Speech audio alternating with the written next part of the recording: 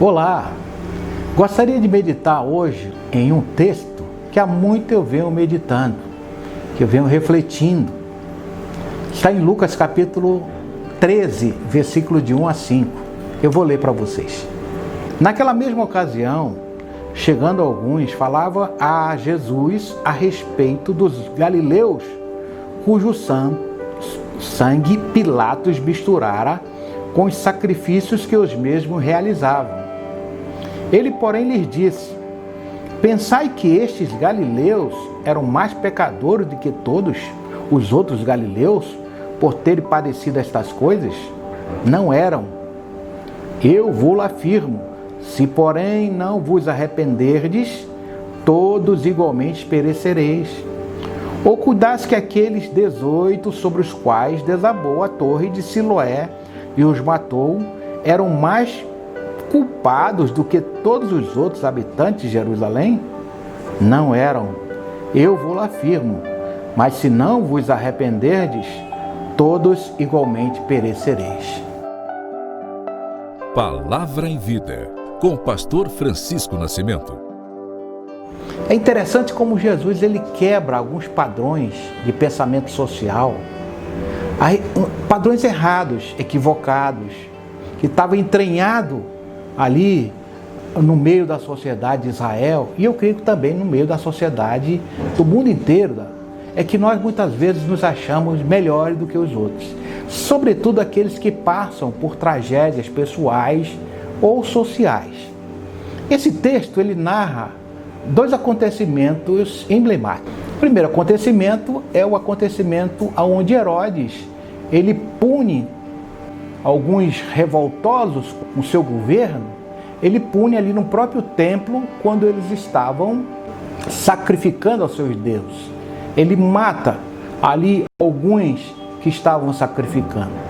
Aquilo causou perplexidade, ao ponto de dizer: olha, você viu sobre isso. Era uma forma de justiçamento ali jurídico ou governamental, podemos dizer assim. Um partido de oposição, ali aglutinadores, e eles se postavam contra Pilatos e o seu governo, dizem alguns até a respeito dos impostos, que eram exorbitantes.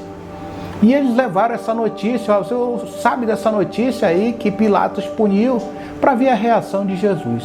Só que Jesus pega essa oportunidade e ele diz: olha, vocês pensam que essas pessoas que morreram, porque obviamente eram rebeldes, vocês pensam que eles morreram e vocês são melhores do que ele? Não eram. Se vocês não se arrependerem, vocês igualmente vão perecer. Ele disse: olha, você lembra também daquela tragédia social que aconteceu na torre de Siloé? Essa tragédia, aqueles 18 que morreram, você acha que aqueles eram piores do que vocês? Ou que vocês são melhores do que eles? Não eram. Se vocês também não se arrependerem, vocês igualmente perecereis. Sabe, queridos, muitas vezes as tragédias acontecem e nós achamos que nós somos melhores do que as outras pessoas. Nós achamos que nessa pandemia, esse isolamento social que está existindo, muitas pessoas estão morrendo. Muitas vezes a gente não para refletir sobre nossas atitudes. Nós não somos melhores do que ninguém. Você não é melhor do que ninguém. Aí você me pergunta: mas então qual é a diferenciação? Eu diria que há um hiato, há uma lacuna, há uma brecha entre a vida e a morte. Por que eu digo isso? Porque entre a vida e a morte, o que nos faz diferente se chama misericórdia de Deus. A misericórdia de Deus, a Bíblia diz lá em Lamentações 3:22, bem conhecida, é a causa de não sermos consumidos, ou seja, não sermos destruídos. É ela exatamente o motivo central de nós não sermos ceifados. Naquela pregação famosa, Pecadores na Mão de um Deus Irado, o pregador ele fala: o que que nos sustenta? O que que nos sustenta nessa vida? O que que nos sustenta entre nós e o julgamento eterno? O que nos sustenta é a misericórdia de Deus. Por que você está vivo até hoje? Por que você está incólume até hoje? Está com saúde até hoje? Você pode dizer, não, eu estou me prevendo, eu estou me precavendo, eu faço exercício. Não, não é isso. Você está vivo por causa da misericórdia divina. Porque Deus estendeu a sua misericórdia sobre ti. Lá no livro do Salmo 136, é um livro que ele fala do começo ao fim, da história do mundo, da história do povo de Israel. E ele sempre diz na segunda frase do texto do Salmo 136, rendei graças ao Senhor, porque as suas misericórdias duram para sempre. As misericórdias do Senhor é que são, sim, o fato primordial de nós estarmos vivos. Aí você me pergunta, e para que estamos vivos? Sim, para nós construirmos uma história, para nós construirmos um legado nessa terra também. Mas a nossa história, a construção da nossa vida tem que ter um ponto fundamental. Deus, ele nos dá oportunidades que ele chama aqui de arrependimento. Jesus diz, olha, se vós não vos arrependerdes, do mesmo modo perecereis. Então o que nos sustenta nessa vida? O que nos sustenta é a misericórdia divina, para que nós também possamos nos arrepender dos nossos pecados. É interessante quando você começa a meditar nesse texto, arrependimento, lá em Atos Apóstolos 3,19, fala assim, arrependei-vos e convertei-vos a Deus, para serdes cancelados os vossos pecados. Lá no livro de Apocalipse, capítulo 16, outro dia estarei meditando sobre isso, capítulo 16, versos 11, ele fala, olha, as tragédias humanas, os motivos dos danos na terra, até as tragédias pessoais, elas têm que nos levar ao arrependimento. É o que o texto diz lá em Apocalipse, capítulo 16, versículo 11. Tem que trazer e promover arrependimento. E o que é o arrependimento? Arrependimento, na palavra grega, vem do grego metanoia. É mudança de pensamento, mudança de postura, mudança de posição. É você estar realmente ali naquela posição de dizer, como diz lá no capítulo 15 de Lucas, versículo 11, do filho pródigo, ele diz, caindo em si, ou seja, é você meditar e dizer, não posso fazer o que eu estou fazendo, eu tenho que mudar meus hábitos. Mudança de comportamento. E conversão é mudança de rumo. Dr. Russell Shedd, um dos meus mestres, muito apreciado por mim e por a maioria dos que amam a palavra de Deus, ele, numa das suas palestras, dos quais eu participei, ele dissertava a respeito de arrependimento e conversão. Ele dizia assim, olha, eu vou ilustrar para vocês mais ou menos assim, para você entender sobre arrependimento e conversão. Ele dizia, olha, é como se você estivesse dentro de um trem e no meio da caminhada ali do trem, você dissesse assim, opa, peguei o trem errado. Esse sentimento significa arrependimento, metanoia.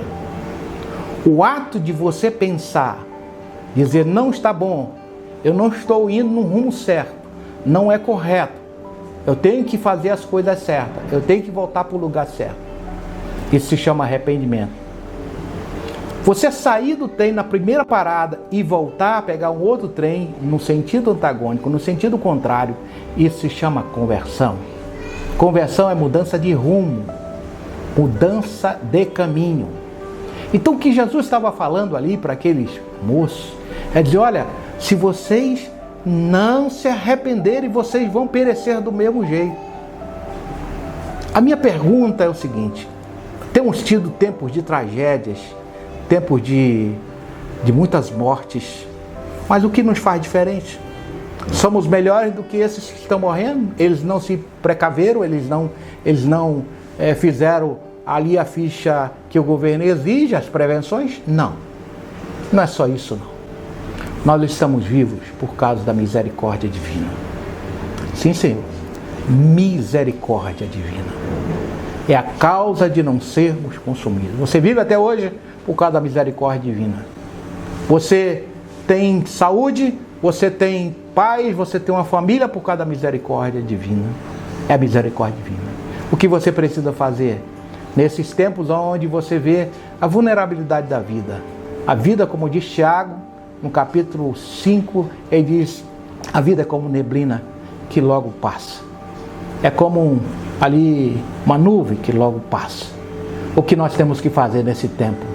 Vivermos uma vida digna de Deus, arrependidos dos nossos pecados, mudando de rumo das atitudes, para que essas atitudes não venham nos distanciar de Deus. Jesus falou para aqueles moços lá, olha, e é interessante que ele fala, tanto nos aconteceu com os galileus, como também com o que aconteceu em Jerusalém. E quando você começa a estudar a terra de Israel, vai do norte ao sul, norte a Galileia e o sul, no caso Jerusalém. Então ele está falando, olha, todos vocês de Israel, vocês vão perecer do mesmo jeito. Se o mundo, depois de tudo isso que tem passado, essas tragédias, pandemias, etc., não se arrependerem, vão perecer do mesmo jeito. Há um hiato entre a vida e a morte, e este hiato é a misericórdia de Deus. Há uma brecha, uma lacuna entre a vida e a morte, e nós somos preenchidos, somos sustentados pela misericórdia de Deus. Que Deus te abençoe a cada dia. Viva com Deus, ande com Deus, faça o que Deus te agrada, e tua vida vai ser longa, não na terra somente, mas na vida eterna. Um abraço, Deus te abençoe.